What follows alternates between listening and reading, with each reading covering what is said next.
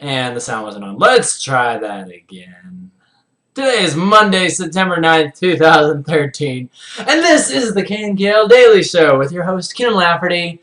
And today we are going to be talking about the Comic-Con retrospective. Let's go ahead and fix this camera really quick. Yes! For those of you who don't know, I am returning to you after a long and hard-working week and weekend at the Salt Lake Comic-Con, and I'm here to tell you a couple awesome stories, and we're just going to jump right into that. Alrighty then. So, yeah. For those of you who have been reading the comic lately or just been kind of keeping up with the show, you'll know that I originally had plans to go to the Comic-Con and just like buy a ticket, play it safe, just check it out, see what it's all about, and just like gauge how many people were going to be going to this thing and how popular it was going to be. And I was just going to be that little guy just like handing out postcards or handing out the little business cards and be like, oh yeah, maybe you'd like this comic, maybe you can just go check it out, right? And yeah, now I realize that that would have been a terrible travesty and a very big disservice to myself. And luckily, I have a friend by the name of Taylor Phillips who got me off of my lazy butt and said, you know what, Keenan? You should just go ahead and get a booth. You should just contact them and see if they have one available. And I normally would not have done this, but he forced me to do it, and I called him, and it just so happened that there was a booth available for me at the exact price range I was looking for. And, yeah, it seems like everything just kind of like came together. And for those of you who checked out the awesome pictures on the Facebook of the booth and everything, all that stuff just like came together and it was really awesome. So let me talk a little bit about that and a little bit about how I kind of want to relate this a little bit to a story about assumptions, right? Because last Wednesday, I think we talked about Thoughtful Wednesday. It was all about eliminating assumptions and how you can basically kind of snuff out a lot of the potential of what you can become and what you can create by living by these assumptions, okay? So first thing I want to talk about is with this Comic-Con booth. Okay, so originally I wasn't even planning on getting this thing, right? Because I said to myself, I was like, oh, well, it's Comic-Con, right? It's the big leagues. And it's going to cost a lot of money, and I'm not going to be able to go to it, right? And I went to Comikaze, and I found out that their booths were about $200. And I said to myself, okay, well, $200, that's totally within my budget. If that was all it costed, I would definitely set up a booth and sell stuff, right? And so sure enough, I call the producer of Comic-Con doing it in Salt Lake, and I was like, hey, do you have any extra booths available? And he's like, yeah, we actually do. And I think he told me about the prices. I think he said it was like $600 for a booth. And I was like, oh man, there's no way that's way out of my price range. I can't afford that, right? Or I think I was just doing a search online, right? I just asked him if there were booths available. So, but then I noticed very quickly, I looked up Artist Alley, right? Because Artist Alley has a little bit smaller booths. The regular booths are like 10 by 10s, right? So you got 10 feet by 10 feet, a giant square within the big old, convention center, right?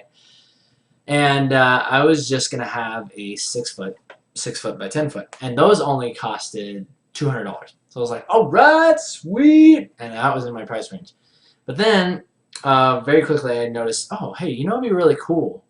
What would be really cool would be to have like a TV playing like a slideshow or something, right? Playing a slideshow behind me of the comic, and just so I can direct people back to it and say, hey, if you're curious about what the comic looks like, just check out the TV behind me. And that ended up being a really, really great tool. But again, I almost assumed that it wasn't going to work, so I didn't get it. And or I almost assumed that it was going to cost too much or it wasn't going to work, so I almost didn't get it. And this had a lot to do with the electricity bill, right? Because it cost $90 for 3 days of electricity there, right? But then also I realized that I was going to have to pay the electricians to set up stuff. Or I thought this is the way it was going to be. But what ended up happening was you only need electricians to set up your booth if you have like a special like setup where you need to like run the wire like up things and like have this trailing thing of lights and like signs, neon signs hanging up. It's basically just for setup, okay? And I didn't need that. So it ended up being really cool that all I needed to pay was the $90 for 3 days. And so hey, we're in the hole about $290, and I was like, that's totally doable. I can make that back. Maybe selling posters and stuff like that. And that was kind of the second hurdle we had to jump over. And that was, do I have enough product to show? Because I can show off the comic and I can show off the posters, but what else can I sell? And then the idea came to me. I was like, well, I can draw these cards. I can draw these cards with the League of Legends characters on it, because I'm going to have the League of Legends characters on my banner up top, and these people are going to come by, and a lot of people did come by, and they're like, why do you have a picture of Bunny, Ribbon, and Diana on there? And I said, well, it's because I'm the artist that did those. I painted those. I used to work for Riot. And at that point, like 90% of them were like, shake my hand now, right? It was so funny. It was so funny. They're like, you designed Bunny Ribbon? You drew Bunny Ribbon? And they were just like completely crazy about it, right? And so I was like, yes, I did paint them. Thank you. I am the artist. And I'm here promoting my online comic. This is the new project. I'm at the online comic. You can read it for free here. You can check out the preview behind me, and I'm selling these limited posters signed by me. I ended up selling quite a few posters. I think I sold probably about 15 of them. So we're down to only, I think we're just under 25. So yeah, if you guys haven't gone out and checked that out, please check it out. Invest in your future and buy a limited edition issue 1 poster print of Emma. And yeah, so we ended up getting some product together, not just the posters, but the cards. And that ended up selling really, really well. I sold all of the cards, all of those cards that you guys saw me working on last week. Those are all gone. Those are all gone by the time Friday was done. Saturday was the big day where we had like 80,000 people just flood into this place and just cram everything, just like sardines and just moving around, you know, traffic. It's like human 405, right? For those of you who work in California, you know what I'm talking about. It's just humans just like going like this past each other, like booths on one side and booths on this side, and they're just like going like this in some sort of weird it almost looked like microorganisms, right? If you could look at it from the top, it looked like a bunch of little like cells like moving around like some bloodstream. It was really cool. So yeah, things ended up working out really well. And again, last minute preparations. Before I put that TV up, I realized that I really wanted to have zombies. In fact, let me pull up the booth so you guys know what I'm talking about. And I just realized I was streaming and watching the stream at the same time. I hate it when I do that. Okay, so here, let me pull this up. Where are we? Okay, so let's go ahead and go to the Facebook here. And this is the second lovely camera here. There we go. I got pictures with all the babes, right? I just walked up and down the line. It was really cool because I had a vendor pass. So my friend Colton and I had this brilliant scheme, this evil scheme, that we could just walk up and down the entire line of people waiting to get in, and we could just walk in with anybody and just get pictures with them, right? And not only just hot babes, but you know, like this freaking ODST guy, like so cool. I love the costumes there. There's some amazing costumes. So, but we just basically had like pick of the litter. We're just walking up and down the line, and be like, I'll take you, and you, and you. It was dastardly. But okay, so check it out. This is the actual booth right over here. This is the booth as it ended up being. And like I said, it ended up working out really well because I got these zombies, or when I set up the TV, me and my dad, we were looking at the booth and we were like, it's missing something. It's missing something. There needs to be something on either sides of the TV, right? And so last minute we ran to the hobby store and I was looking around for things. I was like, oh, I remember there were like these big blue giraffe statues. And if I can get those, then I can paint those blue, right? And then I can put those on either side of the TV. But then I was like, that might be too much of an inside joke. You know, I know there's people that watch the show that are going to be coming to see me, but I think I need to do something that's going to be a little bit more widely accepted. And so I thought about, hey, what if I make like these little these standees? They're called standees of these zombies. So we got the little poster board things, or it was like particle board, whatever you want to call it. And then I had these awesome Prismacolor markers that my friend bought for me a few years ago for my birthday that I had yet to use other than working on the cards and stuff like that. And I decided I was going to use them. So that worked out really well. That ended up working out really, really well. And I was happy with how the zombies came up. And it was really cool because at the end, of the show, I gave them away. Like, that's what the little picture is there. That little picture on the side. You can barely see it. There. That thing right there, that was for people to put their names and email addresses. And by the end of the show, I probably had like 200 names in there. And about 20 people showed up, right? So I wasn't like, okay, well, rather than pulling out 10 names and reading until I get somebody, I'm just going to dump this out, and everybody who's here, just rewrite your name and put it into the picture. And then I stood up on top of the chair, on top of the booth table, right? And I was like, who's ready to win some zombies? And everybody's like, woo, woo! Everybody's like cheering. It was really awesome. And then I started around and pulled out a couple names and then gave those away at the end. So I was really happy with how everything like turned out, and my nose is really itchy. I'm not happy about that. I was really happy how everything turned out. And imagine this. This is what I want to get back to, going back to the very beginning. Is imagine that I would have stuck with that original assumption that, oh, it's just going to be too expensive. It's probably not going to work. And none of this would have happened, right? The thousands of people that saw Emma on that TV screen, the thousands of people that came by and grabbed cards and wanted to see what this was all about, that wouldn't have happened if I would have just cut it down, if I would have just shut it down, and that opportunity would have gone right on by. And I want to make sure that you guys understand that it's always good to assume the best in some cases, or like never assume that you're defeated, right? It's almost kind of like figure out what you want to do, and this has to do with figuring out what you want to do and going for it. This has to do with making your move before you're ready, which is definitely what I did here. I wasn't ready. I was like, oh, maybe next year, then I'll be ready, right? Because I'll have the printed out comic, and I'll have a bunch of prints to sell, and I'll have stuffed animals, and I'll have toothbrushes, and I'll have buttons and all this stuff, stuffed buttons. And that's just not a good thing to do. It's good to make your move before you're ready, and then make it again when you normally would have done it anyway. It's not going to hurt. It's not bad to make your move before you're ready, in most cases. Okay? Because either you find out that, hey, this actually wasn't as bad as I thought it was going to be, or you make your move before you're ready and discover that you really weren't ready. And then you have even more experience to help you get ready. You understand? So I'm really happy that I was able to do that, and I'm glad that my buddy Taylor motivated me to get off my lazy butt and go for it.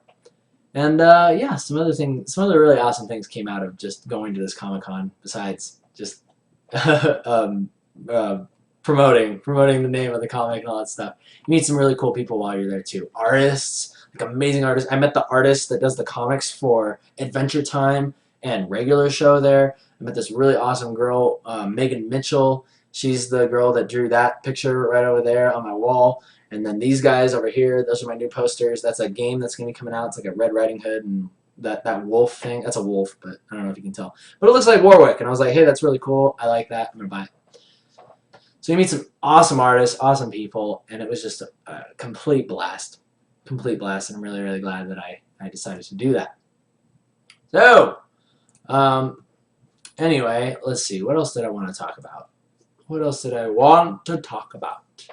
Oh, yes. One thing that I learned was business cards. If you're going to be handing out business cards, the way that I ended up doing it was on Thursday. I laid out all these nice little business cards. And like I said, this was on Thursday. And you can see, you know, they're all laid out on the table. All the different backs are there. And people were just coming by and be like, I'll take that one, and take that one, take that one. You know, and very quickly I started to realize, oh, man, if this keeps up, we're going to be in trouble. Because all the business cards, I gave away 100 of them in one day. And that was only for 4 hours. The first day was only 4 hours long. And I gave away half my business cards. So it's like, okay, what we're going to have to do over these next couple days is we're going to have to like have these slips of paper, right? That just say the name of the website on it. And only the cool people get the business cards. And this actually ended up being really awesome too, because the way that, I mean, think about it in your own experience. If you were to do this, if you were to walk up to the booth and you see all these people just like grabbing this normal flyer and everything, and you're a person who comes up and you're actually really, really interested in what's going on, you like talk to me, we have a little conversation, and I say to you, you know what, I like you, I'm going to give you a nice card, right? I'm going to give you a nice business card. And then I would tell people, hey, see if I can actually find it. Oh, here we go. Yeah. Those of you who wanted to see how the final business cards came out, they came out so awesome. I went with moo.com, And Moo does this thing where they print different things on the back of all your cards, and I really liked that. So I would tell people, basically, like this. Be like, my information is on the front, and on the back, all of the things are different. All of the backs, as you can see, are different. So then I just hand them this whole stack of like 20, and I'd be like, here, pick your favorite. And people really, really liked that. So it was a really cool experience as far as just learning what engages people, learning about, you know, what makes a great experience. And it was really cool just having people come up and wonder what I was doing. They look at it and they're like, what is this? What are you doing? This looks really cool. What's it all about? And that probably wouldn't have happened if it wasn't for the whole display that I had behind me. The whole display, again, that I was considering not getting. So anyway, we've been going for about 25 minutes. We might have a little bit of a shorter daily today because I am still a little bit skittish, a little bit just kind of like, it's really weird. After an experience like this, even though it's just 3 days, it feels like almost like a month, right? It feels like almost like you were there for a month and then you just came back from a month of being at this convention. It's really interesting how that happens, and I'm not sure exactly why that happens. But regardless, I feel a little bit spent, a little bit lazy. Well, I feel lazy, but coming back from that, just sitting here, I feel like there's all these things that I need to be doing. I feel like I'm just, like, any, like, seconds that are going by, I should be doing something. Because that's basically the way that I was at the con.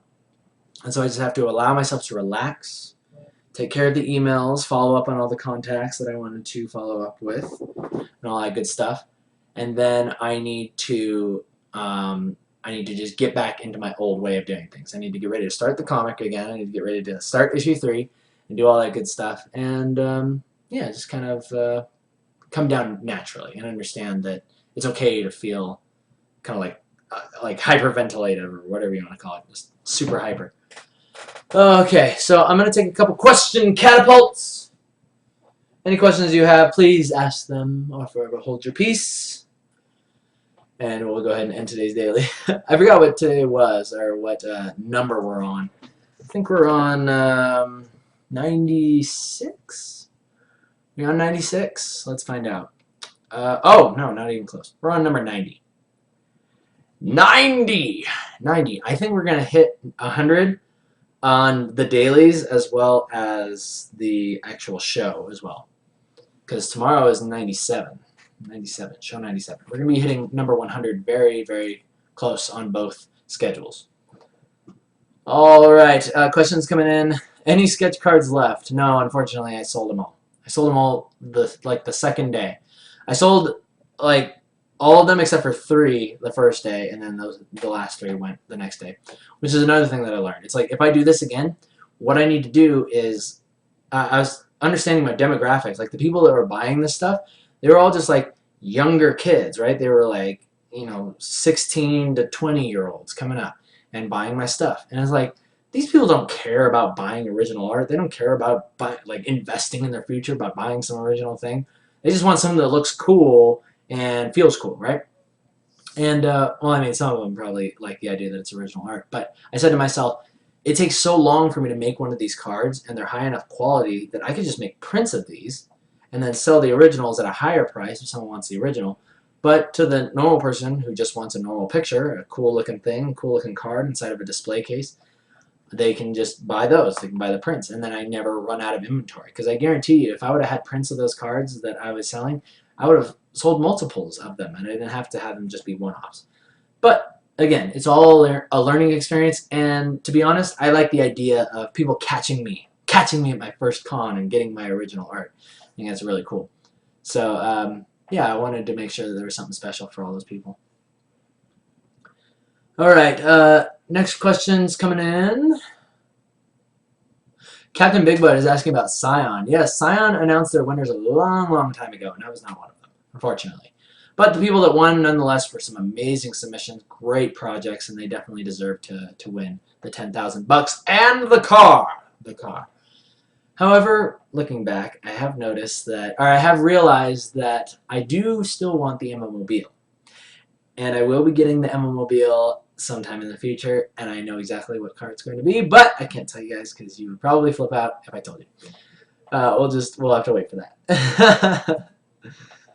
All right. Next question is coming from Zalius. Next question, Zalius. What are your thoughts on the sales of fan art selling at Artist Alley and original work being sold? Oh, if I read this correctly, you're asking about what are my thoughts on people selling art of things that are copyrighted? Like these people that are drawing, like Naruto and Zelda and Mario and all this stuff. And I actually talked to some people about that. I was like, what do you do about the copyrights on this stuff? And a lot of people told me that stuff that's from the eastern side of the world, like Japan and Nintendo and all that stuff, they really don't care. Like anime and all that stuff, they really don't care what we do in America with their stuff. They don't care enough to really do anything about it. And really, most people probably wouldn't if you're just a fan artist selling your stuff at Comic-Con.